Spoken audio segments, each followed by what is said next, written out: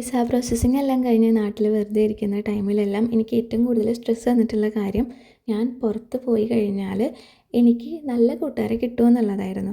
കാരണം നമ്മൾ വേറെ അറിയാത്തൊരു നാട്ടിലാണ്. അപ്പോൾ ഒരുപാട് പേര് അബ്രോഡ് സെറ്റിൽ ചെയ്തിട്ടുള്ളവർക്ക് നല്ല കൂട്ടുകാരാണെങ്കിലും നല്ല റിലേഷൻഷിപ്സൊക്കെ മെയിൻറ്റെയിൻ ചെയ്യാൻ പറ്റുന്നത് കണ്ടിട്ടുണ്ട്. എന്നാലും കുറേ പേര് അവരവർക്ക് ഉണ്ടായിട്ടുള്ള മോശം അനുഭവങ്ങൾ അതും മലയാളികളിൽ നിന്ന് തന്നെ ഉള്ളത് പറഞ്ഞ് കേട്ട് കഴിഞ്ഞപ്പോൾ എനിക്ക് ആ ഒരു വിധത്തിലും സ്ട്രെസ്സ് ഉണ്ടായിരുന്നു.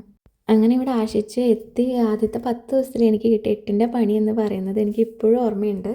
ഞാനും എൻ്റെ വീട്ടുകാരും സാമ്പത്തികമായിട്ടും മാനസികമായിട്ടും അനുഭവിച്ച ആ സ്ട്രെസ്സ് എനിക്ക് ഒരിക്കലും എൻ്റെ ജീവിതത്തിൽ മറക്കാൻ വേണ്ടി പറ്റില്ല.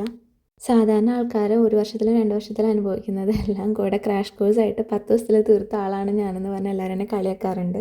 ഇത്ര അനുഭവങ്ങൾ ഉണ്ടെങ്കിലും കൂടിയിട്ടും എനിക്കത് ഉണ്ടായല്ലോ എന്നോർത്ത് ഞാൻ വിഷമിക്കുന്നില്ല. കാരണം ഇതൊക്കെ വേണ്ടേ ലൈഫിൽ നമുക്ക് മോട്ടിവേഷനായിട്ട്. ഇതൊന്നും പുതിയ ഫ്രണ്ട്ഷിപ്പ് ഉണ്ടാക്കുന്നതിൽ നിന്ന് എന്നെ തടഞ്ഞിട്ടില്ല കേട്ടോ. അപ്പോൾ അത്രയേ ഉള്ളൂ.